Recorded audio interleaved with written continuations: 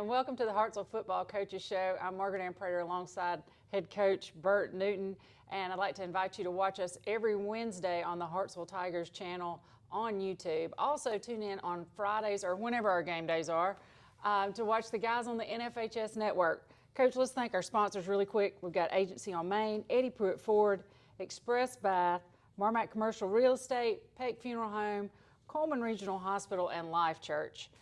Coach, you had a pretty impressive win there over Columbia, 65-0. But let's talk about the game itself first. You ever play football at 3 o'clock on a Friday?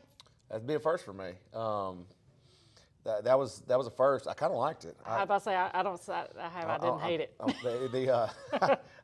I told I think Dr. Cooper and Coach Miles after the game was like, "We do this every Friday at 3. It's That's great." Pretty cool. It was awesome. And then I got to go scout afterwards. So I went to Muscle Shoals, and I went to Decatur and watched Decatur Muscle Shoals because Decatur's our next opponent. So that was a bonus as well. That's awesome. Would you like to elaborate, and you can say no, on why we were playing at 3 o'clock on a Friday? I've told people this. We knew the weather was coming in on Thursday. We didn't know how bad it was going to be, or because we actually could have probably made it played on Thursday. Right. But you can't play if school's canceled or after the school activities are canceled. And Huntsville City Schools and Hartselle City Schools canceled after school activities. And we knew that was coming. We knew that was coming on. I first got kind of word of this on Monday night, talking with Dr. Cooper and Coach Miles. And so Tuesday morning we met, and immediately after we met, I called their head coach and tried to get it scheduled for Wednesday at their place. I said, we'll bring a great crowd on a Wednesday, better than we will on Thursday in the rain. I said, and worst case, I know there's already a game there on Friday, so that we can't push it back a day. If it gets pushed back to Saturday, I don't think either of us are going to bring a good crowd. And so, I was trying to almost protect their gate and couldn't do it. Then I offered to do it at our place on Wednesday, couldn't do it. And so then, of course, by the time they decided they wanted to do it, it was too late. And then, like we said, we started Tuesday morning on that process and couldn't get it done. And so anyway, but it was fine. Like I said, I liked the Friday. We beat the rain, and so it was good. I hated our kids, miss school. I think that Hartselle's obviously a huge academic school, and class time is important. But as far as the timing of it and everything, it went great. Awesome. Well, you ever decide to go into hostage negotiation or some sort of post-coaching career diplomacy, you've already got a little feather in your cap. Well, I lost, so I might not be the guy. Week leading up to the game, what did your preparation look like, or was it at all different when you knew that it was going to be a mismatch? We didn't talk about Columbia that much. We didn't watch much film on Columbia. We talked about us and getting better and where we want to end up. Where we want to end up is playing for the region championship. And so, but that being said, Columbia's a region game, so you got to play it, and you got to win, and you want to look good, and you want to play a bunch of people, and all those things got accomplished. Well, and I was talking to Shane Wiggins about your interview at halftime, okay. And you said that, and I'm paraphrasing here, the gist of it was we need to do the little things well all the time, yep. And we need to make sure that we're focusing all the time. So what have y'all done to do that, or are we improving on that? We're going to improve on that this week. It's funny, for the Austin game, which I knew was going to be an absolute, 12-round knockout, TKO. We were going to go at it, right? I was really good before the game. I was a complete maniac on Friday before the game. I didn't cuss anybody out. Well, yeah, I did. But I didn't think we were focused. And I didn't think, and I didn't think we were ready to go. I think some guys were not focused on what we needed to be focused on. We're focused on other things, like what they were doing that weekend, or whether their eye black looked good, or whether their tape was the right way. And so I had a hard time with that. And I'm trying to be better. But you're focused in on Austin because it's Austin. Right. But we got to get to the point where we're focusing on everybody and everything we do. And they handle it. The kids handle it better than I did once we got there. There's no doubt about it. But there'll be some changes on our operations on Fridays afternoons as far as when we do things, how we do things, and the attitude we do them with. Awesome. Noah Lee, he's going to be your Eddie Pruitt Ford Player of the Game, and I did not discuss his play with Coach Lang, okay, because I wanted you to tell us. What did you think about him? Why is he our Player of the Week? I thought he handled himself with a lot of composure. We knew that early on we were going to throw it a bunch, because we wanted to get that part of the game going, because I told Coach Lang, I said, now look, if this thing gets running clock and all that, we're not going to throw it around on them. We're going to run the football and try to get out of here healthy and all that kind of stuff. But we did that early. We threw it around. One of the best throws I've seen him make was the field throw to Kane Falciani in the corner. That's a tough throw. I mean, it's the kind of throw that you can't guard. And so I was real proud of him for that and the way he handled himself. And that being said, I think he can be better, and he's going to be better. So once he gets rolling, like I've seen him do in practice sometimes, where he gets hot, I think we're pretty good on defense, and we can't defend it once he's making the perfect decisions and all that kind of thing. Awesome. All right, we're going to take a quick break. We'll be right back.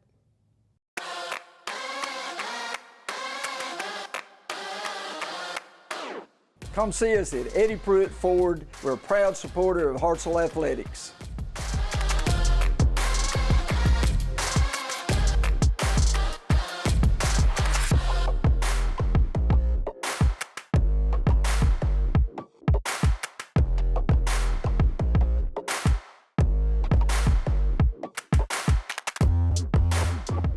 Okay, and we're back with our offensive coordinator, co-offensive coordinator, and associate head coach, Will Lane. Coach, let's talk about, the fact it was a mismatch contest, 65-0. So we got lots of offensive numbers, but how good was it for you guys to get all three strings of players some playing time?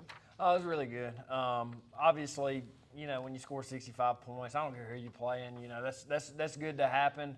It was good to get our second group guys in particular. We've really been hard on them, coached them really hard on trying to learn basically what the varsity's doing. Typically, and most of the time, your red or your first string guys aren't going to know exactly what to do, or your second string guys aren't going to know exactly what to do like your first string guys do.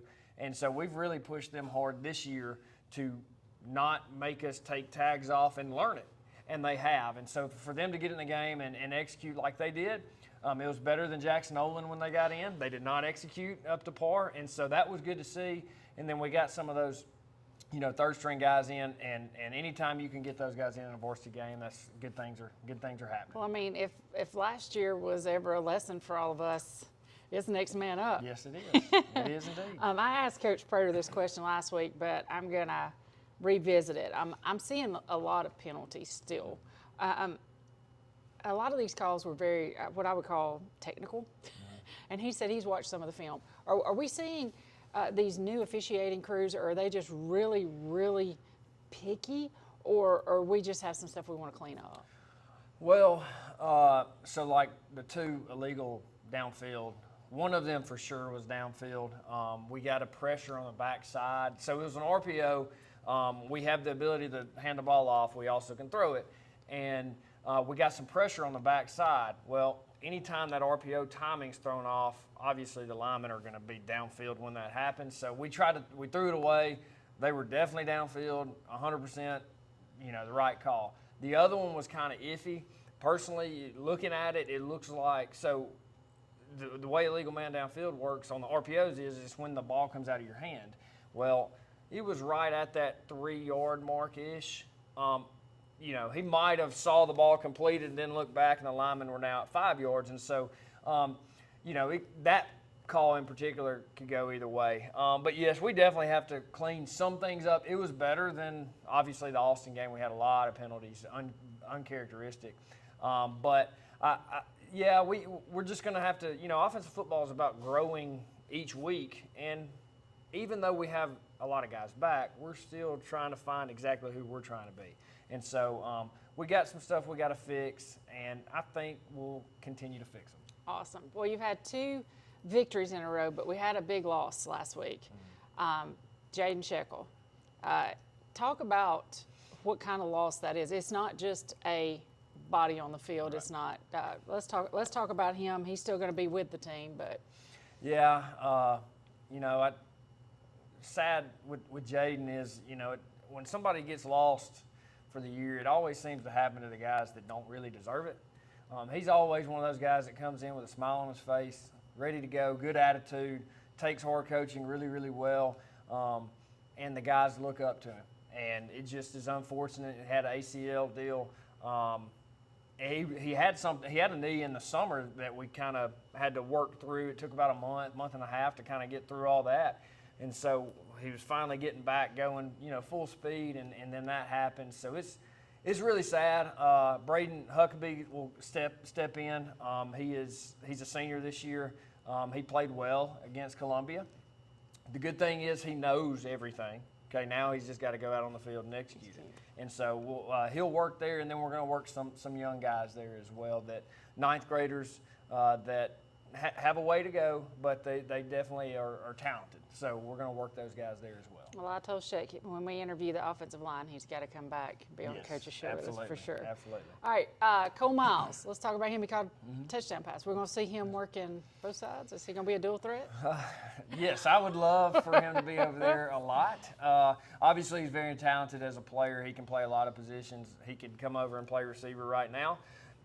Defensively, he's obviously a standout guy. But, again, anything I learned last year was we don't need to wait until last minute to try to get guys ready. We're going to try to slow build him through it, mainly through practice, and then when we gotta have him, pull him over there and get him some reps sometimes. And so he's smart, so it's a credit to him. He's smart. He can handle everything defensively. I think he plays multiple positions there. And then last year when he had a week to learn it, he learned a lot of the stuff offensively. So he's a bright kid and obviously talented. So yes, hopefully we can get him over there a lot. Okay, and then I got one more question, and then you're off the hook. There was a combo touchdown quarterback receiver that I think we're going to see in the future. I just wanted you to talk about it, the Whit Pointer touchdown. Yes. So Whit Chrysler, freshman, well, he's a sophomore now, but as a freshman went into the state championship baseball game, and I don't know the stats exactly, but played really well. Did really well. And so he's talented, of course. He's what I've challenged him with is learning that the confidence that he has on a baseball field, he needs to have that same confidence on the football field. And he's grown in that area. So yes, he's talented. He's gotten a lot better. He was hurt a lot last year during football season, so he basically lost a year. So it's good to see him, getting into the swing of things in football. And then Aiden Pointer is going to be, he's very talented right now. He's got some things he's got to clean up, which you would expect from a freshman. But, those two guys are talented, and it is going to be a connection, and I'm excited about it for the future. All right, thank you for your time. We'll be right back. Looking to remodel your home bathroom? Call Express Bath today. They were good people to work with. I had no trouble with them. We always take care of everybody, no matter how big and small. The team of Express Bath, we do what we say we're going to do. The highlight was seeing a new shower in a 60-year-old house. So it was a great experience. We're a real company, we're real people, and we love serving real customers. Call us to schedule an appointment today. Express Bath. We'll bring the duck. Alabama owned and Alabama loved. All right, we're here with our Eddie Pruitt Forward Player of the Week, our QB1, Noah Lee. Coach, you're not a coach yet. Noah, congratulations. I'm going to go with an obvious question first. How do you stay motivated here in September? Because let's face it, our opponent slate is not like it was last year. So how are you being a leader and keeping all the guys up and focused and ready to go?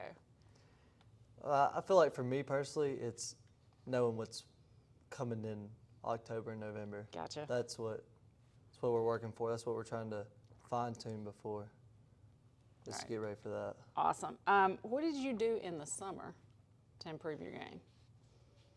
Showed up every day, and I also went to so many quarterback lessons, and I had to get a summer job to pay for all those, so that was a lot. That's good. All right, I got this question. This one's just for you. You've changed your jersey number 3 times in 3 years. Yes, I have. Why? We've been 19, 9, and now you're 1, so why? Well, I always like 9. 9's always been my number since 3rd grade. Okay. And it was obviously taken, and then once 9 opened up, took it. And then Coach Cole came up to me and offered me 1. I've never been 1. And I said, We've never had 1, or we haven't in a long. I've never been 1 before, and I said, well, they offered it to me first, and I said, let's do it. Awesome. That's a Uno, baby. that's a big crown to wear, but you can do it.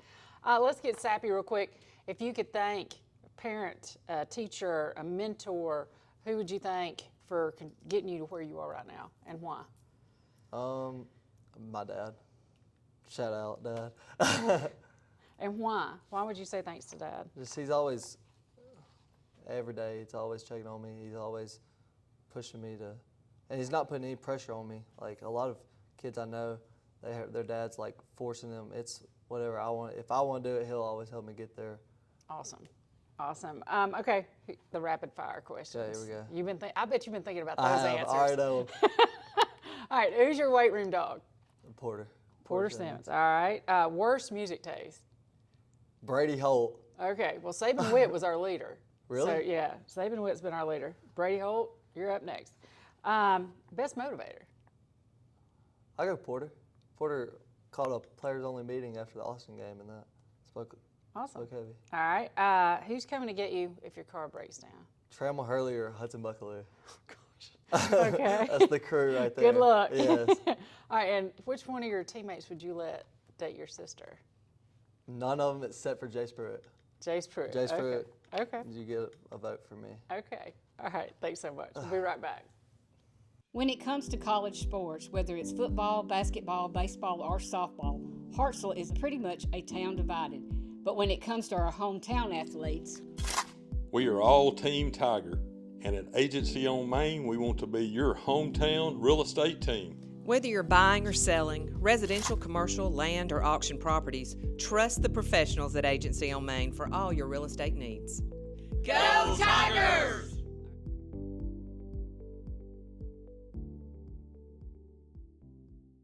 All right, we're back with our defensive coordinator, Coach Moose Coen. And Coach, 27 guys made your stat sheet for defense after this game. How important is that to get that kind of playing time?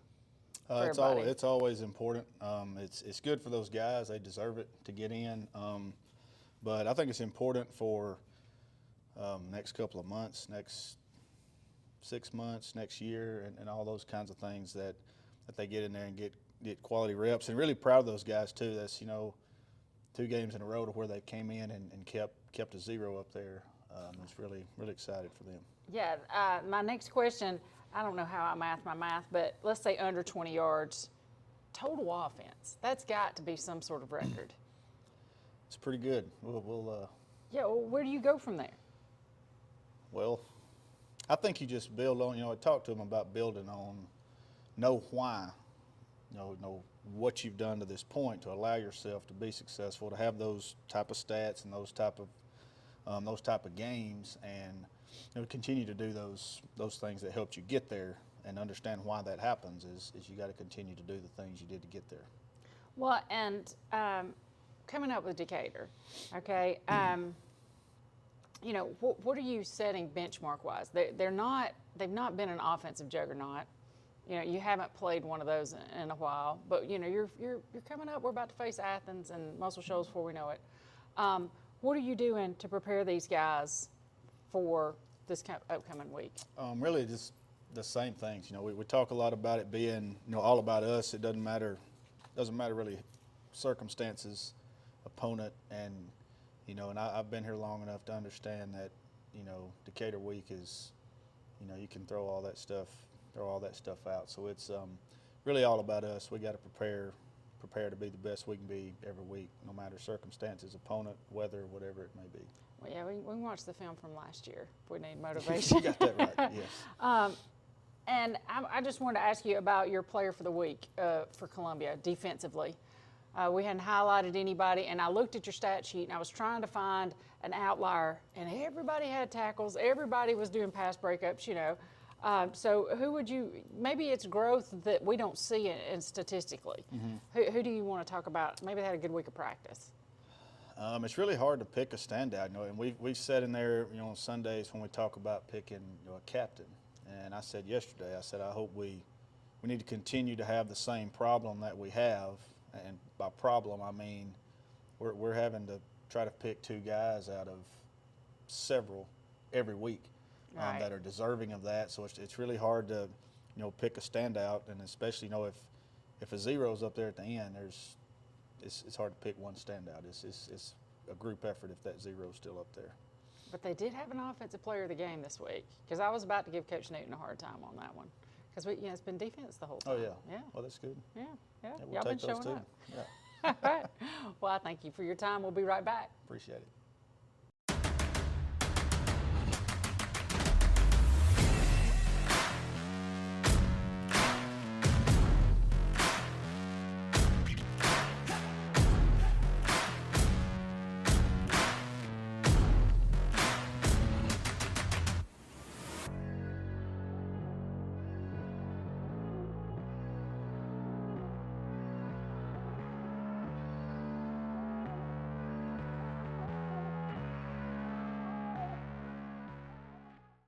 and we're back. Coach, you volunteered to talk about special teams. Your kicker, Michael Sumners, was sent off, I think, twice. Your son, Owen, got to kick an extra point. What was going on? So Owen, the first time when Michael got sent off with the extra point, he had a bracelet on that apparently is illegal. I know that's real important, like looking for holds and linemen downfield and pass interferences. We can ignore some of that kind of stuff, but the bracelet is important because that could affect something. Right, it's the rubber bracelet. Yeah, I mean that could kill someone. Yeah, it's not safe. But anyway, he got sent off, and so Owen had to come on the kicker's point, and I don't know if we'd have told him he was going to do it from the beginning if he would have knocked it through like he did, but he didn't have any time to think about it. So boom, there we go. And then the following kickoff, Michael didn't have a mouthpiece in, so same thing. We had to go back with Owen again, and so anyway, I'm glad that we learned those lessons. And we had some other kids with mouthpieces and knee pad issues and other things too that we learned that lesson in that game. And I'm positive Michael will never have any kind of uniform infractions ever again. Probably not. But that being said, Michael came back and kicked a great game, and he's getting better and better every week. And so proud of his progress, proud of how he's working. And I think he's only going to get better and better. He's still a baby. Well, so. and he's a great student. I have him in class, and I know that question would not bother him. Let's talk about upcoming week. Decatur is 0-4. They're at the bottom of the region with Columbia. But our local historians will tell you, and I looked it up so I get my numbers right, the series is 60-30-1, with Decatur being the 60. We can look back to last year for a lesson learned in that. Yep. It's going to be closer than we think. So what can you say that we're doing to prepare for Decatur? Well, I mean, I gave a pretty impassioned speech yesterday in our team meeting about, what this game means to Decatur and what this game means to us and our community, and even going back, if you talk to some guys that have been here a long time, it means a lot. And we're going to get their best. I know that. Our kids hopefully know that. I think we told them last year, but they didn't believe it. But if last year didn't make us believers, then we're crazy. And we had some injuries and all that kind of stuff. But if we don't make some plays at the end of that game last year, we lose. Mm-hmm. And I think we obviously by far were a better team. But same thing. We got to go back to Ogle this year, and they're going. And this would make their season if they beat us. I mean, the bottom line is that's just facts. And we've got to continue to focus on us, but at the same time realize that this isn't the same teams we've been playing. This is going to be a well-coached team. They're going to play as hard as they've played all year, and we got to be up to the challenge. Right. It's definitely a rivalry game. Who are we going to watch for Decatur? Who are we looking at? I'm not good on names. I think their best offensive player is number 1. He's a receiver. I think he's a senior. He's the one that caught the scoring drive they had against Most Shoals in the first series. He caught like a corner route. It's a great throw. Tapped his toes in bounce. Great catch. I think he's a really good athlete. I have no idea what his name is. That's probably bad of me. But and then on defense, I think number 8 really stands out. He's big and long, and I'm not sure how old he is, but he's a really good player for them. Awesome. We'll take a quick break and come back with our question of the week.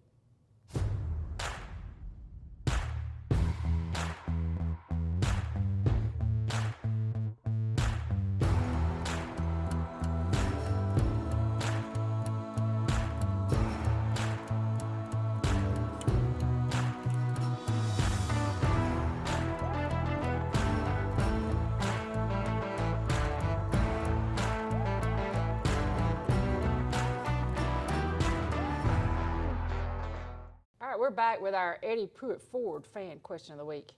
How do you feel about our program, like the future, going forward, since you got to see a lot of players in action last week? I think our program going forward is going to be the same thing. We're going to be tough kids that develop all year long, and even obviously I love our 10th grade class. They have come a long way. I want to say in their 8th grade year they were like 1-6 or 1-7. But we're in most of the games, and they had some injuries too and all that kind of stuff. And then, their freshman year, I think they almost won all of them. And we've added some pieces there too. We had some move-ins, and we had some kids that weren't playing football that have decided they wanted to play football, and we lost a few too. But I really like them, and they played the majority of some of our juniors as well that played in the second half on Friday. They did well as well, too. So I think going forward, I'm excited about the future. And even going down to 8th and 7th grade, I just like, those grades. And I think that there are definitely a bunch of kids in both those grades that are going to develop.